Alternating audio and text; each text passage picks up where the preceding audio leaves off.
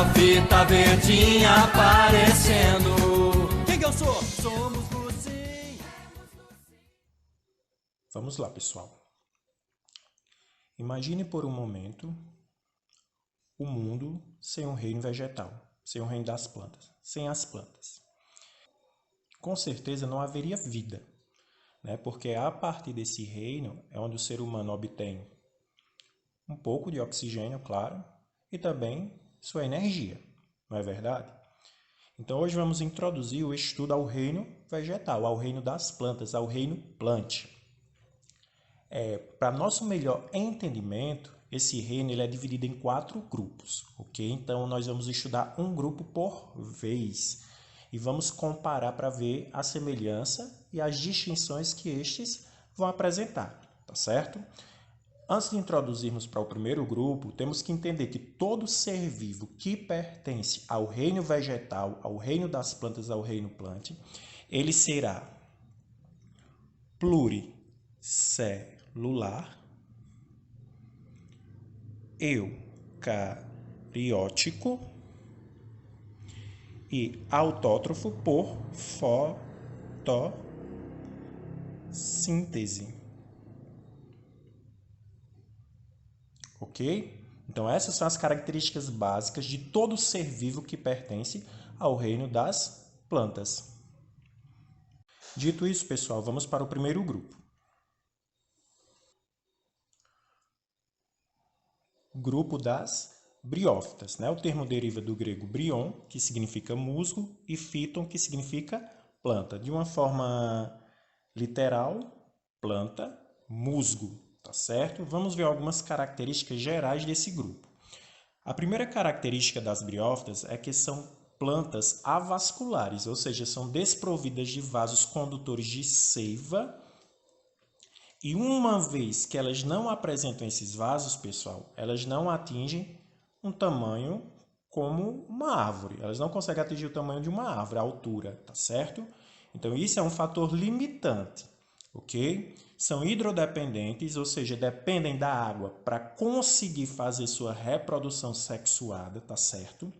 No seu ciclo de vida, o estágio de gametófito ele é mais duradouro do que o estágio de esporófito. Nós vamos encontrar essas plantas em ambientes úmidos e sombreados. Uma vez que são avasculares, elas vão ter o tamanho microscópicos, a pouco mais de 1 metro. Atualmente se conhece 14 mil espécies de briófitas e o transporte de água e nutrientes é feito por osmose. Já que são avasculares, elas precisam de uma estratégia para conseguir distribuir água e nutrientes pelo seu corpo. E essa distribuição é feita por osmose, ou seja, de célula a célula, ok? O grupo briófita se divide em 3 filos, ok?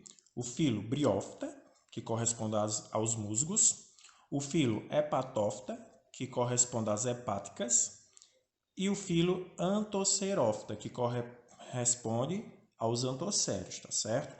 Os musgos, assim como as hepáticas, elas são mais foliares e os anthocérios, eles são mais filamentosos, ok? A característica básica da anatomia desses filos.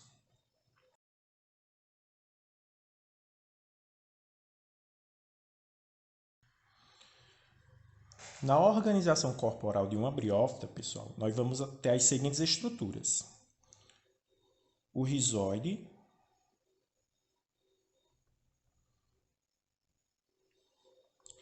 que tem por função fixar a briófita, tá certo? Por que não chamamos de raiz? Porque raiz já apresenta vasos condutores de seiva. Os rizóides não. Mas assim como a raiz tem função também de fixar a planta no solo, o rizóide também tem a mesma função. Nós temos essa haste em verde escuro, representada em verde escuro, cauloide. Essas estruturas similares às folhas, filóide. Essa estrutura em forma de haste, seta. Essa estrutura que parece uma folhinha amarela.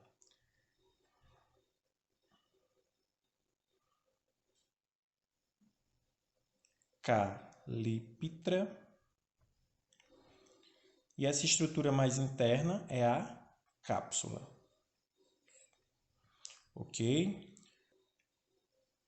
Tanto o filóide como o calóide têm a capacidade de fazer fotossíntese, tá certo? A caliptra, ela serve para proteger a cápsula, e a cápsula é onde a gente vai encontrar as estruturas que vão produzir os esporos, tá certo? A cápsula é a estrutura que vai produzir os esporos. Uma vez que temos rizóide, cauloide e filóide, essa porção da briófita, pessoal, é chamada de gametófito. E ele tem N cromossomos.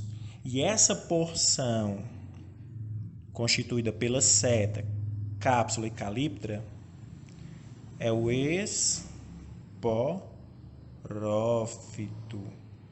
que tem 2 Ns cromossomos.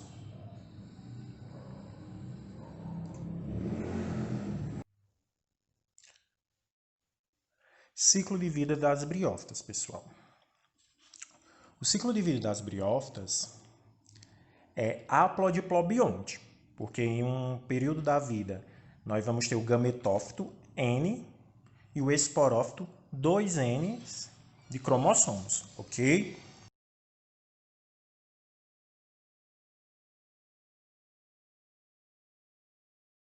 Então vamos ver como acontece a reprodução sexual de uma briófita, tá certo?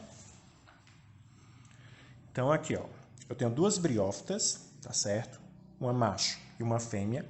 Na região apical, nós vamos encontrar os gametângios, tá certo? O que são os gametângios? São os órgãos reprodutores que vão produzir os gametas. O gameta masculino, que é o anterozoide, produzido pelo anterídeo, que é o gametângio da briófita macho, e a oosfera, que é o gameta produzido pelo gametângio feminino arquegônio.